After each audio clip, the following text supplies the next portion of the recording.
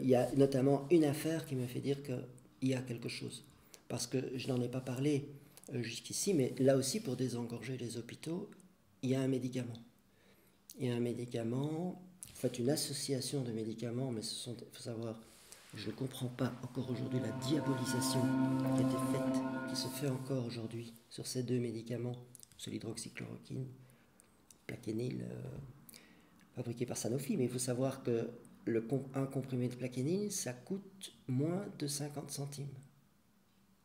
Donc même si on a une de ces grandes firmes pharmaceutiques, elle ne va pas recevoir beaucoup d'argent en libéralisant la vente du Plaquenil.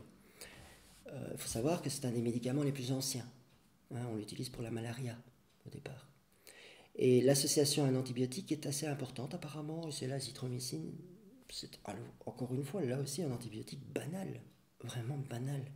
Alors, on a dit, attention, ce sont des médicaments dangereux qui peuvent donner des problèmes cardiaques. Mais tous les médicaments sont dangereux. Un paracétamol, donc le Dafalgan, là qu'on prend pour la douleur, c'est la première cause de greffe hépatique en France. Donc chez des gens qui en prennent trop pour se suicider parfois. Mais donc on a un double langage et dire attention, il ne faut pas prendre ça, c'est dangereux, mais tous les médicaments sont dangereux, il suffit de respecter la notice, les contre-indications, comme tout médicament. Et ça, c'est le rôle du médecin traitant, de conseiller le patient. Mais en même temps, le Plaquenil, l'hydroxychloroquine, ça fait 70 ans. Donc, si vraiment c'est un médicament tueur, si dangereux, on le saurait. Hein. On le saurait depuis longtemps. Donc, ce qui s'est passé avec ces deux médicaments, il y en a Raoult, mais beaucoup de gens aussi disent l'hydroxychloroquine, donc ce fameux médicament, c'est Raoult. Et Raoult, c'est ça, c'est ça, c'est ça. D'abord, Raoult, dont je ne suis pas fan non plus, hein, mais néanmoins, c'est un des plus grands virologues au monde, décoré de la Légion d'honneur. Bon, c'est pas n'importe qui, quoi. On peut aimer, pas aimer, mais il sait de quoi il parle. Mais enfin et surtout,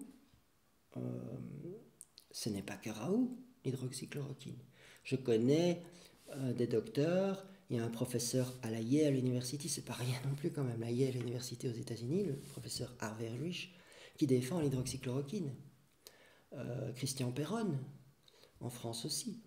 Je connais des médecins belges qui ont utilisé l'hydroxychloroquine. Parfois en prenant des risques, hein, puisque c'est interdit.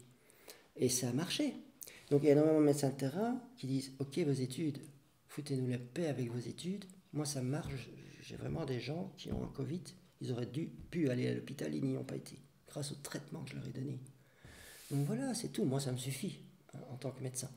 Et les études, on les fera après, avec des gens qui n'ont pas de conflit d'intérêt. Maintenant, on a là donc une affaire. Vous imaginez, si on pouvait dire, ok, les médecins traitants, tous les médecins traitants de Belgique, voilà l'hydroxychloroquine. Pour ceux qui ne la connaissent pas, on la donne comme ça, à telle posologie, on doit faire un électrocardiogramme avant le traitement, après le traitement, à 3 jours, à 7 jours, tout ça est bien expliqué. Voilà le risque, faites attention, les interactions médicamenteuses, enfin voilà, finalement, les généralistes, ils prescrivent des dizaines de traitements tous les jours quand même, et ils font attention, tout est dangereux.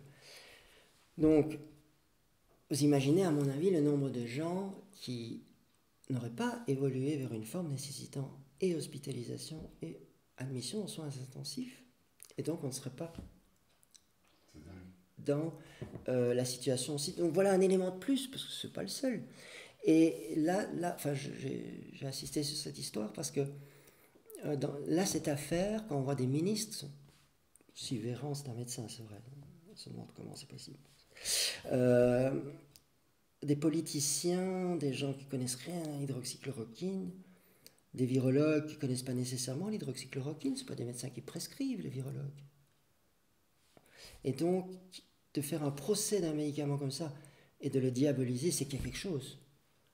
Là, après, qu'est-ce qu'il y a ? Ça peut donner libre cours à tout, évidemment. Mais en tout cas, il ne peut y avoir que quelque chose, sinon on aurait laissé les médecins travailler. On aurait laissé les médecins faire leur boulot, quoi. Et ça, faire leur boulot en toute sécurité.